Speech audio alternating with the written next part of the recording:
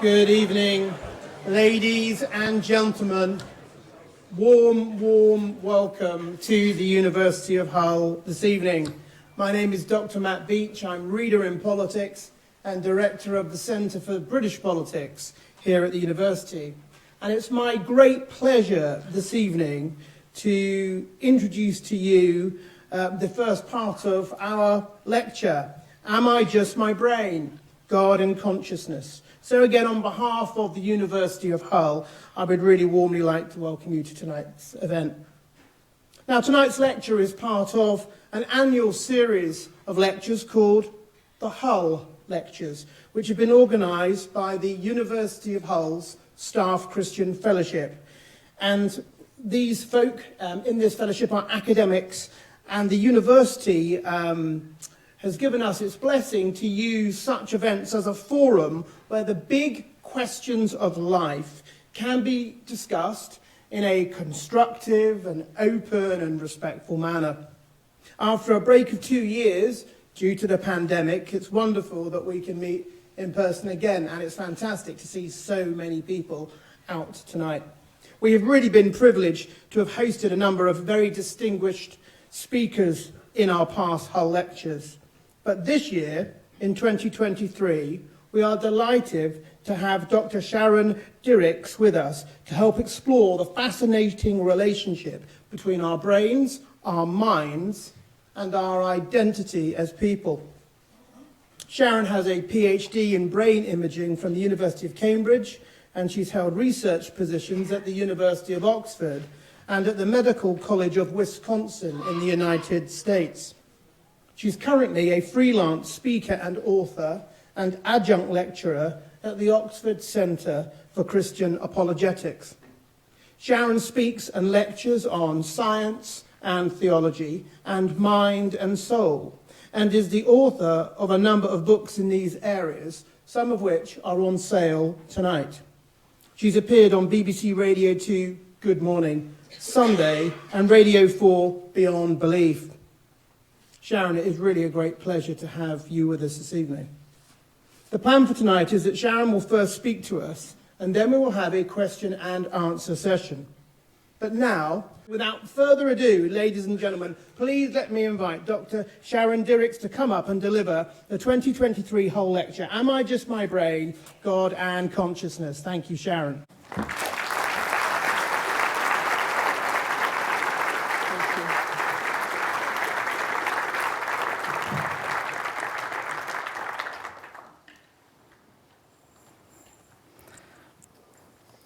Thank you so much, Matt. It's a pleasure to be here and really a privilege. Thank you so much for coming out on a cold March evening to hear what someone might say to the question, are we just our brains? And what is this thing known as consciousness?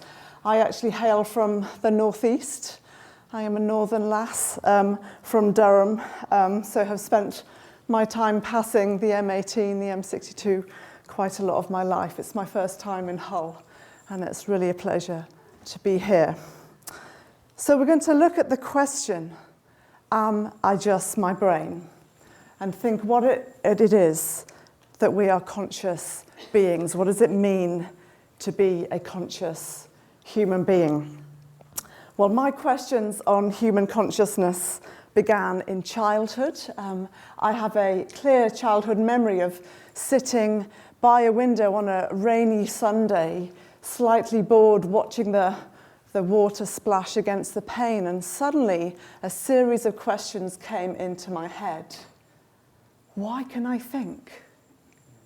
Why do I exist? Why am I a living, breathing, conscious being who experiences life? It's as though the questions came from nowhere. I wasn't raised in a religious home. I happened to change my beliefs about God later in life. But at that point, they just came from nowhere. Perhaps the philosopher Descartes was right in saying that the thing that we know with most certainty is that we are conscious. Cogito ergo sum, I think, therefore I am. We each have a first-person experience and perspective on the world that no one else can access in quite the same way. The philosopher Thomas Nagel, in a famous paper that he wrote in 1974, said, "There is something that it is like to be you." For example, perhaps you have been to a coffee shop in the last few days. If you're anything like me, you will have done. When you walk into a coffee shop, a number of things are happening. You experience the sound of chatter and maybe babies crying. You can smell the coffee. There is the sight of people starting their day and checking their phones. You experience all of that at once. And you are aware of your own self too. You're aware of the kind of day that you had yesterday. And the you that is there today is the same as the you that was there yesterday. There is a you and there is a me. But what is the nature of human consciousness? What is it and where does it come from? Well, we live in an age where neuroscience is uncovering more and more about the structure and function of the human brain.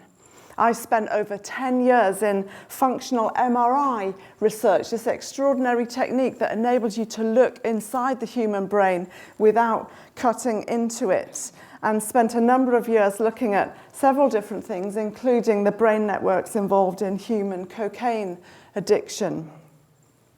And neuroscience has much to say on the topic of human consciousness. On one level, conscious states and brain states are closely correlated. They often are. For example, the brain of an infant, as that infant develops and their brain develops, they grow in conscious awareness. Or when a brain trauma occurs, this can have a significant impact on the person. Or in diseases such as Alzheimer's and dementia, as the brain degenerates, the person's conscious mind also deteriorates. And so on one level, conscious states and brain states seem to be closely correlated. But in some situations, they are less correlated. There was a groundbreaking study published in 2006 by Professor Adrian Owen and his group at that point at the University of Cambridge, where they were able to test for conscious awareness in patients in a persistent vegetative state by getting them to use their minds through a series of mental tasks. These were patients that showed no outward signs of being consciously aware, and yet they were able to answer biographical questions and be responsive by using their mind, a series of mental activities that they were trained to do. And this was just the beginning of a series of sets of research that this group embarked upon. And Adrian Owen put it like this in his popular level book, summarizing the work. We have discovered that 15 to 20% of people in the vegetative state are fully conscious, although they never respond to any form of external stimulation. Many really are as oblivious and incapable of thought as their doctors believe, but a sizable number are experiencing something quite different. Intact minds adrift deep within damaged bodies and brains. And so as we begin to look at people, we see that this situation is far from straightforward. And we'll say more about clinical neuroscience as we go through. But just because neuroscience is revealing more and more about human consciousness, does that mean that everything that it is to be a conscious human is located entirely in the activity of your brain? In other words, is it true that you are your brain, no more and no less? Well, some very brilliant scientists believe this. One such person is Francis Crick, who you'll know is famous for co-discovering the DNA double helix and winning the joint Nobel Prize in 1962 with James Watson. Well, later on, Francis Crick went on to write this. He said, "You, your joys and your sorrows, your memories and your ambitions, your sense of personal identity and free will are in fact no more than the behavior of a vast assembly of nerve cells and their associated molecules. As Lewis Carroll might have phrased it, you're nothing but a pack of neurons." What do you think about this view? Is it true that you are nothing but a pack of neurons, your joys and your sorrows, your memories and your ambitions? It's just cell voltages and neurons firing. Is this the best story that can be told about what it means to be a human being? And of course, if human consciousness is purely material, then in theory, one day it will be generated artificially. Will there one day be conscious androids walking the streets of Hull? Will human levels of consciousness eventually be possible in machines? Now, one thing we know for certain is that AI is improving speed and accuracy in all areas, in many areas of life. But processing ability and conscious awareness are not the same thing. Just because an algorithm appears to be conscious does not necessarily mean that it is conscious. We only need to try and have an in-depth conversation with Siri or Google or Alexa, one of the ways in which AI comes into our homes on a daily basis, to have this point driven home to us. My children, when they were younger, had a conversation with Siri that went like this. "Siri, how are you?" "I'm fine, thanks for asking." "Siri, how are you feeling today?" "I'm happy to be alive." "Siri, are you a person?" "Sorry, Sharon, I've been advised not to discuss my existential status." "Siri, why are we here?" "I don't know, maybe the Genius Bar folks can answer that." "Siri, why do you exist?" "I process, therefore I am."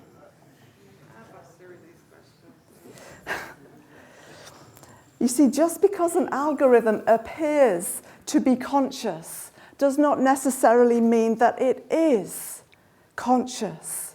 Humans have an inner world, a conscious mind that needs some explaining. You see, it's not just that we have a brain. We also have a mind. Yes, we have our brain, the thing that sits inside our skull with all of its neurons and cell voltages and neurotransmitters and hormones and chemicals. Yes, we have that. But we also have a mind with all of its thoughts and feelings and emotions and memories. And in this talk, mind and consciousness can be thought of as overlapping. Consciousness is part of the mind. The mind is the bearer of consciousness. And a key question that we need to be asking right at the heart of this conversation is, what is the relationship between the mind and the brain? Now, there is the perception that neuroscience has suddenly brought this question to our awareness, no pun intended. And now suddenly theologians and philosophers are scrabbling around for answers to this question. But actually, this is a question that has been being asked for many hundreds of years. Since the ancient world, people have discussed the relationship at that point between body and soul, and today between brain and mind. And it is known as the mind-brain problem. How on earth do you get from brain cells to thoughts? How do you get from electrical activity inside your skull to flat white or cappuccino? How do you get from brain chemistry to what it is like to be you? Is it even possible? Or as Baroness Greenfield, Professor of Physiology at the University of Oxford, put it, and notice her language, she is not a theist. How does the water of boring old brain cells and sludgy stuff translate into the wine of phenomenological, subjective experience? How do you get from water to wine? And many agnostics and atheists acknowledge that this is a hard problem to solve. This is not straightforward. This is not a done deal. This is a hard problem to solve. So much so that someone actually called it the hard problem of human consciousness. Professor David Chalmers, philosophy professor at the Australian National University, he distinguishes between easy problems and hard problems. Easy problems are when you look at the mechanisms involved, for example, when you move from one state of consciousness to another, such as when you move from a state of awakeness to being asleep, and I hope there are no altered states of consciousness taking place right now, or when you move from being awake to being under anesthetic. And you look at the brain areas that are switched on and off as you move from one state to another. He describes those as easy problems. Now, of course, they're not easy, and whole lifetimes of research are taken up in their quest, but compared to the hard problem, they are trivial. The hard problem involves how do you explain, how do you account for this fact that we have subjective experience, that there is something that it is like to be you. And some of the perspective driving this conversation is essentially saying mind and brain are the same thing. Mental states are brain states. Mental processes are brain processes. And advocates of this approach there are two avenues that they sometimes take. One is this, to say that solving the easy problems of consciousness will eventually solve the hard problem. This view says you just need to do more neuroscience. We haven't done enough neuroscience yet. We need to discover more and more about the mechanisms of human consciousness. And if we do enough of that, eventually an explanation for consciousness itself will emerge. But this approach has some problems. Let me try and show you why. On the left here is a cup of coffee. Maybe you've had one today. Maybe some of you don't drink coffee, but some of you maybe do. Imagine it's true that we live in a material universe, and all we have at our disposal are material explanations, material descriptions. And you have to describe to me the smell of coffee in physical terms. What would you say? Well, you might offer me the chemical structure of caffeine. Very helpful, but it doesn't get me any closer to the smell of coffee. Or you might describe to me the physiology that happens as I drink this coffee and digest it. Very interesting, but it doesn't get me any closer to the smell of coffee. If you want to understand what coffee smells like, you need to smell it. There's no other way to access that experience of the world. And this is an example of a quail in its singular or plural qualia. And philosophers use this term to say, look, there are all kinds of qualitative experiences. In fact, life is full of them, and they're impossible to capture physically. And of course, the biggest qualia of all is the experience, the qualitative experience of being you. Imagine we were to do an experiment to find out what it's like for you to revise for your next set of exams or go through an audit at work. And we decide we're going to put an EEG cap on you and capture some very interesting data from the surface of your brain, the surface of your skull, which reflects what's happening in your brain. And we might put you in an MRI scanner and take some structural scans, looking at the anatomy, and take some functional scans, looking at the activity. And that would be very interesting, and it would tell us some very interesting things that are going on in your brain as you revise or as you go through this audit. But will it tell us what it's like for you to go through that process? It won't.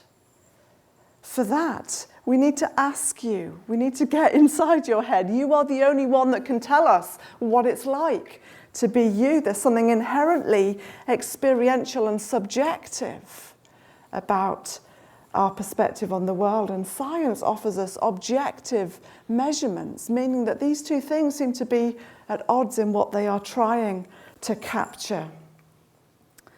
And so many scientists and philosophers, agnostics, atheists, and theists believe that brain processes and conscious experience are two very different things. And it's not sufficient to say that as long as we do enough neuroscience, eventually we will crack consciousness. Now, a second approach is to say there is no hard problem. Some, such as Tufts University professor of philosophy Daniel Dennett, take the thinking further and say that because consciousness is entirely physical, the perception of it being any more is simply the result of a bunch of mundane tricks in the brain. And in his inaugural lecture at the Hungarian Academy of Sciences in 2002, Dennett put it like this. He said, "Consciousness is a physical, biological phenomenon that is exquisitely ingenious in its operation, but not miraculous or even in the end mysterious. Part of the problem of explaining consciousness is that there are powerful forces acting to make us think it is more marvelous than it actually is. In this, it is like stage magic, a set of phenomena that exploit our gullibility and even our desire to be fooled, bamboozled, awestruck." This position denies that consciousness exists and denies that there really is a hard problem. But this view that consciousness is an illusion, it's our brains tricking us, actually has a number of problems. The first problem is that it is incoherent and it defeats itself, because if we paraphrase Dennett, it's as though he's saying, there isn't anything that it is like to be you. And so the person expressing Dennett's view is saying, my first-person perspective on the world is that there is no first-person perspective on the world. And of course, that collapses into words that don't seem to mean anything or help us make any progress. Secondly, it undermines the reliability of the mind. If consciousness is simply an illusion of the brain, then how can we trust any thought that we have, including the very notion that consciousness is illusory? Put another way, what are these powerful forces acting to make us think that consciousness is more marvelous than it actually is? And how do we know they're not also at work in distorting Dennett's own argument? He assumes that he is outside of the concepts that he seeks to explain, but if what he asserts is true, then his own argument cannot be trusted. It backfires. And furthermore, illusion still presupposes consciousness. Illusion occurs when an experience is misinterpreted or perceived wrongly. Think about a magic show. When you're watching a magic show, all kinds of surprising things happen that are illusory. But we still experience the show, even if we misread what is happening. And so even illusion presupposes consciousness, or as Rowan Williams, former Archbishop of Canterbury, put it in a lecture, even the denial of consciousness is itself a conscious act. We cannot seem to escape this. The neuroscientist Christoph Koch brings the point home very candidly. If I have a tooth abscess, a sophisticated argument to persuade me that my pain is delusional will not lessen its torment one iota. And it seems to be that we do not and cannot live without assuming that there is something that it is like to be us. Our bookshops are full of autobiographies because people's unique experiences in life are considered genuine and to be taken seriously. Moreover, we treat others as though they are conscious beings as well. We experience outrage and anger at things like human trafficking and humanitarian crises and institutional racism, precisely because the people involved are not simply packs of neurons. They are conscious beings who experience suffering and injustice. And again, there are other physicalists, such as the British philosopher Galen Strawson, who are deeply concerned about Dennett's view and its implications, and describe it as the strangest thing that has ever happened in the whole history of human thought, not just the whole history of philosophy. You see, what the science has shown us is that mind and brain are connected.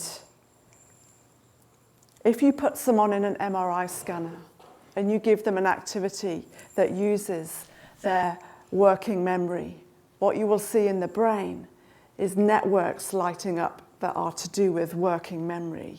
They are correlated. The science gets you to correlation. But just because these two things are correlated does not mean necessarily that they are identical or that one collapses onto the other. This is an error that is being made all the time when you hear things like, this is your brain telling you to do this. If you take one thing away from this, brains don't think. People think using their brains. And I want to spend a lot of the next part of the lecture looking at some of the alternative ways of describing the relationship with mind and brain that perhaps offer us a more holistic way of thinking about ourselves as human beings. One view is that the mind emerges from the brain. This view says that the brain generates the mind. When a number of component parts come together, something new comes into being that is greater than the sum of its parts and that can't be reduced back to its original building blocks. And for that reason, this view is often referred to as NonReductive Physicalism, that the mind is still a derivative of the physical brain, but somehow it can't be reduced back to it. So let me try and illustrate this view that the brain generates the mind. If you think about a film, we could take Avengers Endgame. A film has a number of fundamental building blocks. It has a cast, it has a soundtrack, it has a script, it has a director, it has a camera crew, and so on. And all of those building blocks are necessary to make the film. But the film itself is greater than the sum of all of those building blocks. When you sit and watch a film, you're not actually thinking about the camera crew or the director, you're experiencing the thing as a whole. And if you were to remove any one of those building blocks, the film wouldn't be complete. And that's a bit like what this view is trying to say, that when a number of building blocks come together, something new comes into being that can't be reduced back to its building blocks. And this is a popular view that is held out there by philosophers who are agnostics and theists alike. But the challenge that advocates of this view face is this: how exactly do physical processes generate experience? You come back to the hard problem. Just because we put the word generate in there or create in there doesn't get you away from the reality that you still, all you have to work with is physical systems. How do you generate consciousness from a physical system? Unless the hard problem remains hard, unless, of course, the system isn't closed. And so there are a number of theists that hold this view, and their perspective is that if God exists, then you have more to work with than if you're in an entirely material universe. Some people appeal to complexity and say, look, the way you explain the arrival of mind arising from the brain is as things become more and more complex, then mind emerges. But psychiatrist, neuroscience researcher, philosopher and literary scholar Ian McGilchrist, an author of a 2-volume work called The Matter with Things that I highly recommend to you, makes the point that complexity even complexity isn't enough to explain consciousness. For example, we could look at the cerebellum as an incredibly complex part of the human brain.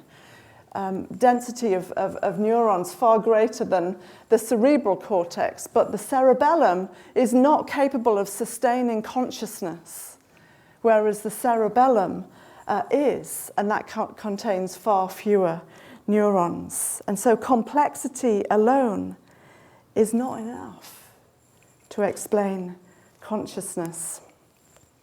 McGilchrist even goes on to make the point that we don't even know what matter is. The more that we listen to those in the quantum physics, remind us that the more we delve in, the finer and finer we go, the less clarity we have about what matter actually is. He says, no one has the slightest idea of a mechanism by which consciousness could emerge from unconscious matter. In any case, matter evanesces as we look at it more closely, and it turns out to be every bit as inscrutable as consciousness itself.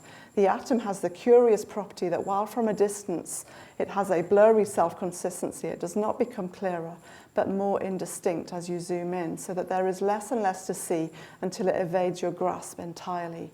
All this is fine, but it renders impossible the role in which materialists wish to cast matter, the solid, mind-independent basis of mind. He argues that we don't even know what matter is, let alone rely upon it to explain something as complex as human consciousness. And an error that is made a lot is that it is assumed that that worldview statements are being made in a place that is perceived to just be the arena for scientific statements. I just put this slide here from the front cover of Scientific American in 2017 with this very attractive headline, How the Mind Arises. Fair enough. And then you look at the subtitle that says, Network interactions in the brain create thought. Now that sounds very fascinating, but that subheading is not a scientific statement. There is actually no scientific study you can do that will tell you categorically that network interactions in the brain create thought.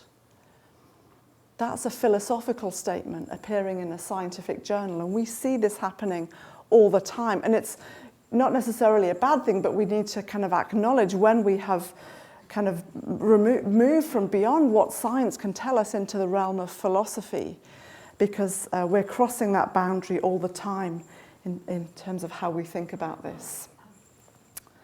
So a third view is that the mind is beyond the brain. We've looked that the brain generates the mind, and then there's a view that the mind is beyond the brain. There are two kinds of substance. The mind is a non-physical substance, and the brain is a physical substance. And these two things are distinct, but they interact. And this view is known as substance dualism. It is traceable to the ancient world and was also voiced in by René Descartes, a philosopher and mathematician, held by a number of philosophers today that say the brain is a physical substance that has physical properties, and the mind or soul is a mental substance that has mental properties. The soul and brain can interact with each other, but they are different substances with different properties. And this view would say we cannot explain consciousness without reference to a non-physical realm, to an immaterial realm. And there are a number of philosophers that hold this view today. One would be J.P. Moreland in the States, Alvin Plantinga, and at the University of Oxford you have Richard Swinburne and Keith Ward, both emeritus professors of philosophy. It is a view that is held in the academy. But of course, the question that proponents of this view need to answer is, how on earth does a non-physical mind interact with a physical brain? How do those two things work together? The final view I'd like to look at before we move on is the view that mind is fundamental This view acknowledges that if you try and explain consciousness by starting just with the physical building blocks, you get nowhere.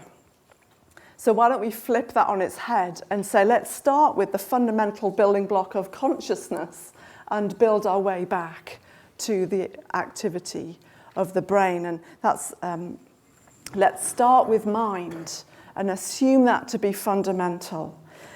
And this view is known as panpsychism, from the Greek pan, meaning all, and psyche, meaning soul. And this view says that there are levels of consciousness in every living thing, from higher mammals and humans down to the atomic scale, even down to electrons and quarks. And David Chalmers is a proponent of this.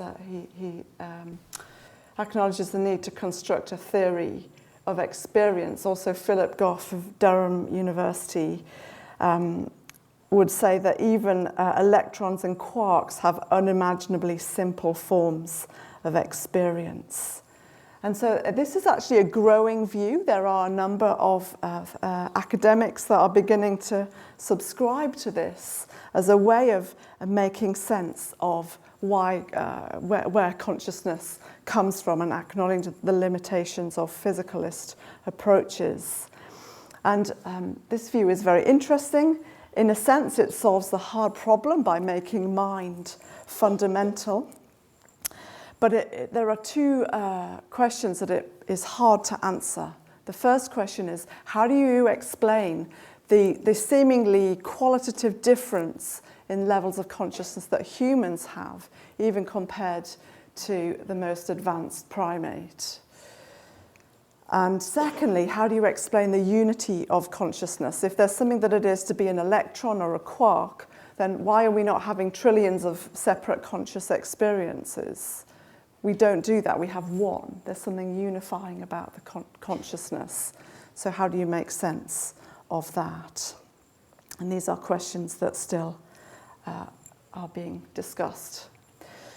Now, of course, as we move into clinical neuroscience, again, we begin to see again that the picture is more complex. As soon as you start to look at people, you realize that this is not all done and dusted. This is complicated. And there are a number of studies that indicate that brain activity, that human consciousness and brain activity may have a more complex relationship. For example, how do we make sense of near-death experiences? This is a growing body of data that has become possible to even access with the advent of surgery that requires people to be put in a state of reversible clinical death, for example, for heart surgery or brain surgery. And a number of patients, 7 to 10% actually, from systematic studies across the world, are reporting levels of consciousness, even though their brain is clinically dead at the time of surgery. When they're resuscitated, they were saying, you know, I was out of my body, I could see this and that, and perhaps you've seen things on YouTube or Netflix, whatever. Now, of course, some of this could be fabricated, but there are some interesting instances where the kinds of things that the person recalls are things that could be corroborated by fact-checking. Things like recounting a conversation that took place down the corridor in a different room about the patient.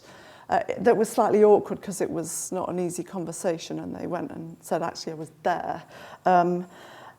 So this is very interesting. And even if there were only one genuine instance, it gives us pause for thought in the light of the view that you are just your brain. Because if you are just your brain, when the brain dies, the person should not be conscious. Is this an indicator that there is more going on? Who knows? It gives us something to think about. And certainly when someone who used to be a very ardent physicalist changes their view based on their own experience in a coma. Ibn Alexander was a Harvard neurosurgeon with a 20-year career in academic neurosurgery. And he had operated on countless patients who had themselves told him they'd been conscious during the surgery and he kind of dismissed it until at the age of 54 he developed a very severe bacterial meningitis. He was in a coma for 7 days. The entirety of his neocortex shut down. All the areas of the brain known to sustain consciousness were no longer functioning. He was not expected to survive. His family were told to put their affairs in order. Miraculously, he made a full recovery. And on recovery, he describes an extremely vivid conscious experience that included him dramatically changing his view on what a human being is. And also meeting a sister that he never knew that he had had. He was adopted, and prior to, earlier on in his life, he had had a sister that he never knew he had that had died. And when he was shown a photo of her, when he'd recovered, it was the same person that he'd met in his coma. Interesting, right? Well, as soon as we start to look at people, actual people, we see that there is a bit more to us than meets the eye. And any answer that we give to what it means to be a human and what is human consciousness really needs to take into account the full scope of human experience and clinical observation in addition to philosophy. Now, as I draw to a close, I want to just change gear very briefly and look at a question that is still really vital in this whole conversation, because even if all of our questions about the scientific workings of the mind and its relation to the brain are answered, this will still leave some questions unanswered. Even if we come up with a beautifully elegant neuroscience of consciousness, and I hope that we do, because I love the human brain. I think it is the most extraordinary organ, and I really hope that we do. But there will still be some questions unanswered. Questions like the ones I found myself asking as a child, sitting by a window, not searching for anything spiritual. Why do we have a mind at all? Why are we conscious beings at all? Why can we think? And as David Chalmers has said, there is a difference between finding a correlate and finding an explanation. And what is the best explanation for why we find ourselves in this universe as conscious beings? You see, if God does not exist, then human consciousness has arisen out of a non-conscious universe of time plus matter plus chance. Now, that's not impossible, but it's kind of surprising that here we are as conscious beings from a non-conscious universe. But if God does exist, then conscious beings are exactly what we might expect, because they're entirely consistent with the starting conditions. You see, if God exists, then consciousness is actually fundamental to the cosmos. We're not so different from the panpsychists in a way. If God exists, consciousness is fundamental to the universe, because before there was anything material or physical, there was God, a conscious being known as Father and Son, who's Jesus, and Holy Spirit. And out of that conscious community of being came the material world. And that is what the Judeo-Christian framework holds to. You see, we didn't start with matter. We started with a conscious being known as God. The first sentence of the Bible says, "In the beginning, God created the heavens and the earth." And this is also mirrored in the start of one of the biographies about the life of Jesus written by John. And he's talking about Jesus. He says, "In the beginning was the Word," the Logos, that's Jesus. "And the Word was with God, and the Word was God." He was with God in the beginning. Through him all things were made. Without him nothing was made that has been made. Could it be that there is a way to solve the hard problem of consciousness?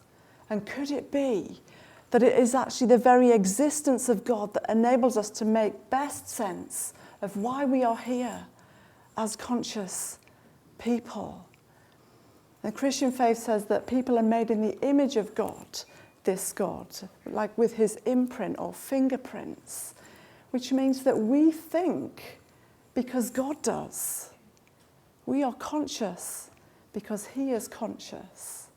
And ultimately our conscious awareness is something that we can use to ask the big questions and explore higher things that we wouldn't be thinking about necessarily if we were just fighting for our survival. Consciousness is something that we can use to ultimately to think about, why are we really here? And this point about we think because God does, a lot of people assume that Christianity is anti-intellectual, but it's actually the very opposite of that. I'd like to suggest that the most persuasive reason for why we can even think at all is because God exists and he's made us to think and to use our minds. And I actually did a lot of searching as a young person. I mentioned at the start the questions that I had as a child led me to change my beliefs about God as an adult while I was studying for a biochemistry degree. I became convinced. I actually had a lot of questions. I actually grilled a lot of Christians, but I became convinced that God was real, that he loved me and had come to me in the person of Jesus and had died and risen again so that I could be forgiven and have new life. That was 30 years ago, and I am no less convinced today. And I was so grateful that I'd had opportunities to ask questions and explore possibilities. And I really want to encourage you to do the same this evening and in general, ask your questions. Because if something is true, then even if you ask the hardest possible question you can think of, it should still hold up. It's not going to collapse under the weight of the question. If God exists, it changes everything, and it changed everything for me. Thank you for listening.